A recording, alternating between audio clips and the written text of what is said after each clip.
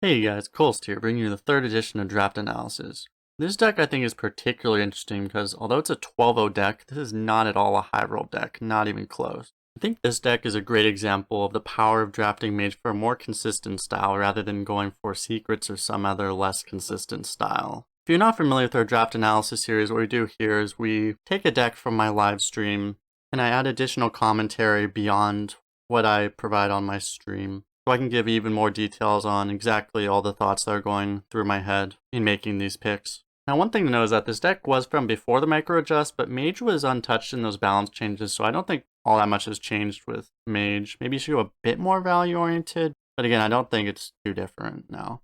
Anyway, before we get into this, let's pause the video really quick because I want to add one bit of detail before we go in. This is going to impact especially some of the early picks. This data here is from HS Replay, and it shows what the highest performing class cards in Mage are. You can see a lot of these are typical sort of high roll overpowered Mage cards, especially the ones at the top. Pretty self-explanatory. But if you look a little bit down the list, you can also see a few other standouts. Specifically at 4 mana, you see Mage is a bit spoiled in this category with Water Elemental, Steam Surger, Leyline Manipulator. Two of these cards even have higher win rates than more classic, powerful cards, Polymorph and Fireball. In this meta in particular, other classes tend to be hugely deficient in 4-drops. You have a few neutrals like Bone Wraith, Chillwind Yeti, Fireplume Phoenix, but other than that, not much.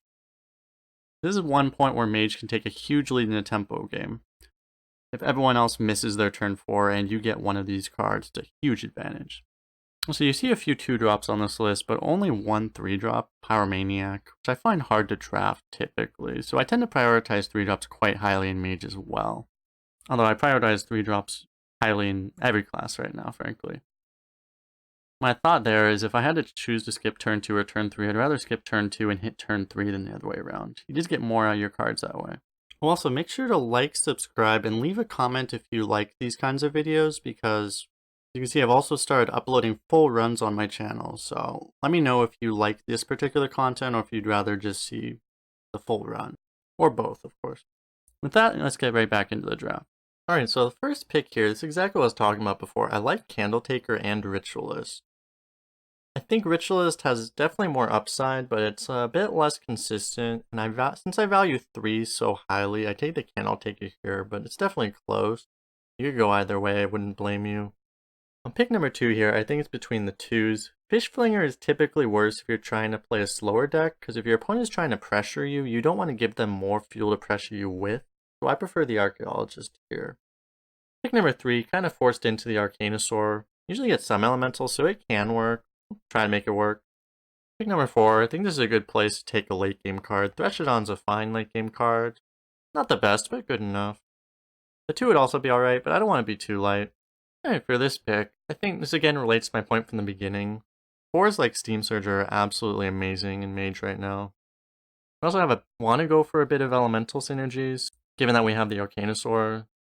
But I think the Worm isn't as necessary. Let's go for the Steam Surger. Alright, now in this pick, we have a choice between 2 very risky cards and a Dragon Slayer. I do like having 3s, although I don't love 4 3s. This Dragon Slayer has upside, so it's definitely a safe pick. Let's go for it. Now this is an interesting pick. 3 different 3-mana minions that all do something a bit different. Between the 2 value cards, you need a lot more synergy to make Sculptor work. Although it could be decent with just a coin, and you might just high roll it and get Reno or something and win the game, but I don't really tend to go the small spells route, so I prefer the Scarab. Golden Scarab is decent in Mage because you have so many good 4-mana class cards. I'm not saying it's premium, but it's okay. I want to try it. Champion I don't love just because I prefer not to be completely off board, and in my experience, it's been a little difficult to activate sometimes, so I'm gonna try out the Scarab. Alright, easy pick here. Phoenix is the best card, and it's even an elemental. Awesome. Okay, here we're offered another scroll against 2 1-drops. Artificer can be good in certain situations, but there's no guarantee you even get that many spells in Mage to combo with, and even in those situations, armor might not matter. So I take the scroll here. One problem I have with Scroll is it's never active on the turn you draw it, and it ruins Joust type effects as well, since it counts as costing 0, but it's just the most impactful card here. It's nice having some spells in a mostly minion deck, and as a little bit of a spoiler, it actually did surprisingly well in this deck, bailing us out a few times. So, rewarded, I guess. Moving on to pick 10, Bone Wraith is just amazing right now. Nearly auto pick for me. Easy bone wraith here. Moving on to the second third of the draft. This one's a little tough. I love Firefly for filling the curve, but Conjure is an amazing value card. It's one of the reasons kind of to play Mage right now. Not saying it's auto pick, but it's good. I think we want the value here, so I'll go for it. Here, Juggler and Scalper are both a bit riskier cards that work better with aggro styles than control styles. Disciple, you can say that too, and it's also a bit weak with all the pings, but it's the best standalone card. So I think it's the most consistent, so we'll take it here. Here I think we're actually pretty loaded on 3s right now. We have no secret synergy, so we can take the Tempest over the 3. We also like the Elemental tag. Now on this pick, I mentioned how we don't have secret synergy, but this is about as cheap of a Flak Mage as you're ever going to get. We don't really have a Fungomancer deck, and Frostbolt typically isn't too great in its bucket. It's just against better cards usually. Having just 1 or 2 secrets in your deck can let Flak Mage win you a few games, so I think it's worth it here. And instantly rewarded. We get about the cheapest secret you'll ever get offered. Easy counterspell. Now, this secret isn't too cheap. I don't love Mirror Entity too much in general. You can do some clever things with it to try to get value out of it, like trying to block critical drops from your opponent, but I just don't like it very much. Berserker, on the other hand, is great in general, but especially with Mage since you have the ping and rage synergy.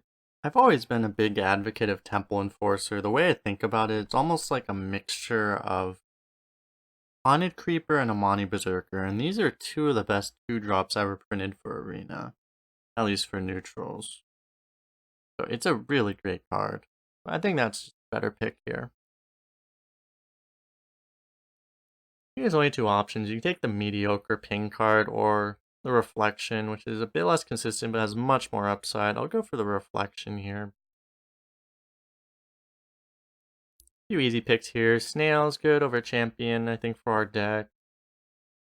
Another fairly cheap secret with the runes. And easy Warbearer. So at this point in the draft, I'm thinking with 2 secrets, the Flak Mage should be decently reliable. For this pick, we have a value option versus a couple more survivability options. It's a bit greedy, but I do think we need value right now, so I'm going to go for the Tomb Spider. However, Bug Collector is an amazing card, especially in its bucket. It's like a Murloc Tidehunter with upside of being a ping. Great card. And Farseer is not bad itself, but again, I think we're a little light. We just need to prioritize that value. Pick 22, this is great. Another ideal value card in the pick rock. And this is a good pick. Since we got that, we don't feel forced to take the worm anymore like we would have just a few picks ago. Archaeologist is great with a couple secrets to improve the consistency of the Flak Mage. It's an awesome card in general and great for this deck. Really happy to pick it up. Here I think Assassin is the most consistent card. We have no 5, so it's fine. We can take it here. Pick 25, I like the Firefly, smoothing out the curve. It's nice to have a Firefly when you have no 1s. It doubles as a 2-drop too, it's just a great card. Alright, here I take quite some time agonizing over this pick. Looking over the curve, we don't have that many elementals, so I don't think a second Arcanosaur would be too consistent. Also, if you draw 2 of them, I feel like it's going to be really hard to get value out of 2 of them in the same game. So that's just going to be bad anytime you draw them both. Although they do activate each other at least. But I think Enchanter is going to provide more consistent value for us, so I take it here.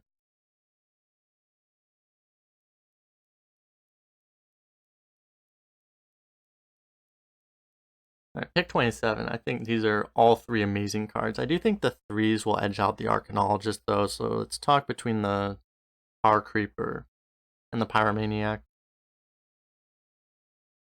Obviously, Tar Creeper is an amazing card in this meta, and you even have Elemental synergy for this deck, so I think that's really solid. Pyromaniac is also just amazing. 3 mana, 3/4 with the upside of maybe getting card draws with it, but you have to spend mana ping to get that card draw. And we're also desperate for a taunt, so I think, given all of that, I'm going to favor the Tar Creeper for the survivability. But it's a tough pick, for sure.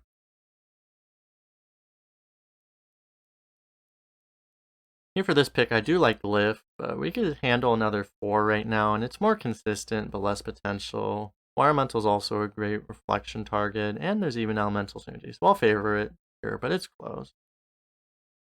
Pyroblast is one of those cards, I wouldn't say I never pick it, but just say it's almost never worth it in its bucket. It's just like, For example, it's up against stuff like Fireball, and you have to be almost a little crazy to pick Pyroblast over Fireball. And in general, also, this just isn't a deck for it, so.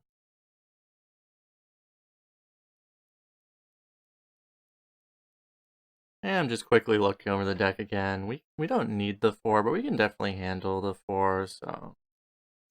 Water Alley is great.